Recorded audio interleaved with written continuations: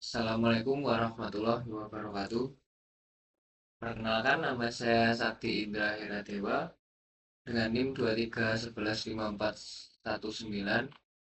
Ini mempresentasikan tentang matkul digital bisnis. Yaitu website saya itu website kelompok kami yaitu Joko Web. Nah, anggota kelompoknya adalah Muhammad Arfian Febriansyah, Solikan Khairul Akmal, ada Sakti Indra Heradewa, saya sendiri, lalu ada Am Bintang Saputra. Nah, ini adalah profil perusahaannya, Joko Web, jasa pembuatan website. Bidang usahanya yaitu jasa pembuatan website, web development, dan digital service. Produk atau jasanya yaitu pembuatan website custom, company profile, toko online, portofolio pribadi, desain UI UX, responsif, maintenance website, konsultasi digital, optimasi performa website. Ini adalah logo kita, yaitu Joko Web.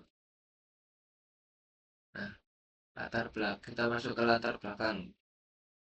Permasalahannya yaitu banyak UMKM, bisnis lokal, dan individu belum memiliki website profesional karena keterbatasan kemampuan teknis dan biaya. Peluang yang kita harapkan yaitu meningkatnya digitalisasi UMKM di Indonesia dan dukungan pemerintah terhadap transformasi digital pelaku usaha. Lalu selanjutnya di bisnis yaitu menyediakan jasa pembuatan website custom dengan harga terjangkau, proses cepat, dan komunikasi yang mudah bagi UMKM, startup, dan individu. Lalu visi misi dan core values kita yaitu visi menjadi partner terpercaya dalam pembuatan website yang membantu bisnis tumbuh dan bersaing di era digital. Misi itu memberikan layanan pembuatan website yang bagus secara tampilan, fungsional, cepat, dan sesuai kebutuhan klien dengan harga terjangkau. Lalu core values yaitu customer centric, solusi selalu disesuaikan dengan kebutuhan klien. Kedua, kualitas, hasil kerja rapi, modern, dan responsif di semua device.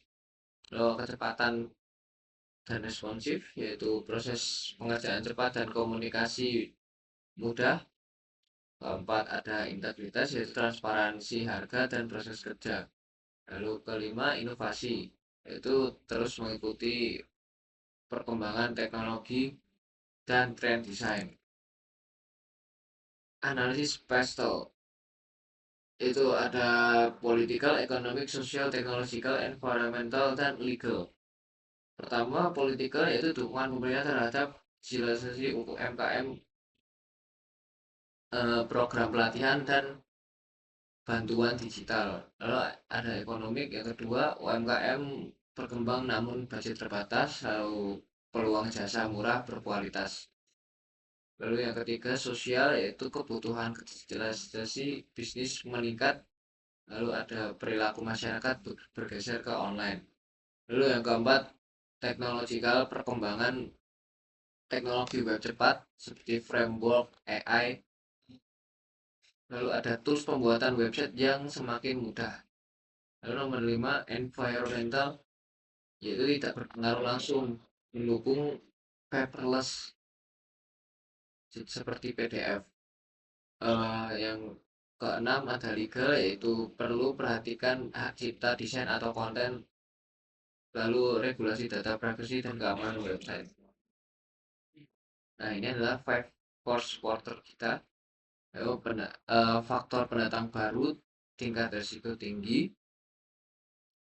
Jelasannya mudah bagi pemain baru masuk karena skill bisa dipelajari. Lalu faktor substitusi dengan tingkat tinggi bisa menggunakan website builder seperti Wix, WordPress, dan lain-lain. Lalu faktor pemasok tingkatnya rendah, banyak pilihan tools hosting dan domain. Lalu ada pelanggan, itu tingkat risiko tinggi, klien punya banyak pilihan jasa lain selain kita. Nah, faktor persaingan risiko tinggi, persaingan antar jasa dan pembuatan website sangat ketat. Nah, selanjutnya adalah ada analisis internal dan eksternal. Pertama, internal ada STM yaitu tim kecil dengan skill coding dan desain UI UX. Lalu ada teknologi HTML, CSS, JavaScript, framework modern seperti Laravel dan lain-lain. Lalu ada operasional, proses custom per klien, kapasitas terbatas, lalu ada keuangan, modal awal kecil, pendapatan belum stabil. Nah, lalu yang terakhir ada marketing, promosi, media sosial, portofolio masih terbatas. Lalu yang kedua ada faktor eksternal yaitu peluang UMKM belum punya website, tren digital marketing, dukungan pemerintah. Ancaman yaitu kompetitor harga murah, platform instan seperti Wix atau WordPress, lalu teknologi berubah cepat. Lanjut matriks IFE dan EFE. IFE, kekuatan perusahaan, custom, harga kompetitif, dan kemampuan tim lebih dominan daripada kelemahan brand dan modal. Skor kurang lebih 2,5 menunjukkan kondisi internal cukup kuat. EFE yaitu perusahaan memiliki peluang besar dari digitalisasi UMKM meskipun menghadapi persaingan dan produk substitusi yang tinggi. Skor kurang lebih 2,6 menunjukkan kemampuan cukup baik dalam merespon faktor eksternal. Lalu ada interpretasi hasil IFE dan EFE menempatkan Jokowi pada posisi grow and build, sehingga strategi yang tepat adalah penetrasi pasar, pengembangan produk, dan diferensiasi untuk meningkatkan daya saing. Nah, ini adalah lengkapnya matriks lengkap IFE-nya, dan ini adalah matriks lengkap EFE-nya. Lalu ada selanjutnya analisis SWOT, strength atau kekuatan. Jokowi unggul pada layanan website custom, harga terjangkau, tim yang kompeten, dan pelayanan yang fleksibel. Ada weakness, kelemahan, brand masih kurang dikenal, modal terbatas, serta portofolio dan tim masih perlu dikembangkan. Lalu ada opportunity, yaitu peluang digitalisasi UMKM dan peningkatnya kebutuhan layanan digital membuka peluang pertumbuhan bisnis. Lalu ada threat atau ancaman, yaitu persaingan yang semakin ketat, website builder dan perkembangan teknologi menjadi tantangan utama. Nah, ini adalah strategi SWOT kita, itu SOA agresif. Yang pertama menawarkan website custom untuk UMKM, menyediakan paket website terjangkau untuk pasar lebih luas. Lalu ada WO, itu pembenahan. Yang pertama meningkatkan branding melalui media sosial, memperbanyak portofolio dari proyek UMKM. Lalu ada ST, diversifikasi atau defensif. Pertama, fokus layanan custom yang sulit digantikan website builder.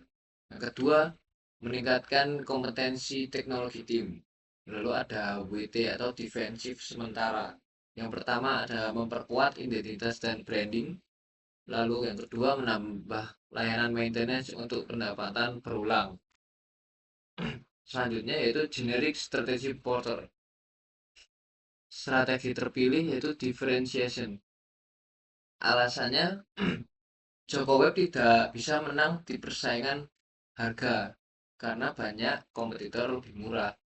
Fokus pada keunikan yaitu website custom sesuai kebutuhan klien, desain modern dan responsif, komunikasi cepat dan fleksibel. Lalu selanjutnya ada diferensiasi, yaitu menciptakan nilai lebih dibanding jasa generik atau website builder seperti Wix atau WordPress.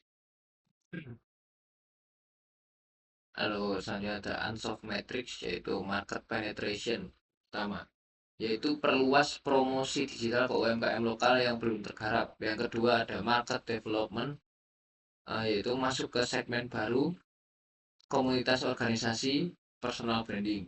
Lalu yang ketiga product development, yaitu ada tambah layanan SEO, hosting terkelola, integrasi e-commerce. Lalu yang keempat ada diversification, yaitu kembangkan produk template siap pakai atau SaaS, website Google ringan. Lalu selanjutnya ada Blue Ocean Strategy. Red Ocean yaitu bersaing harga dengan jasa sejenis dan membuat situs web instan.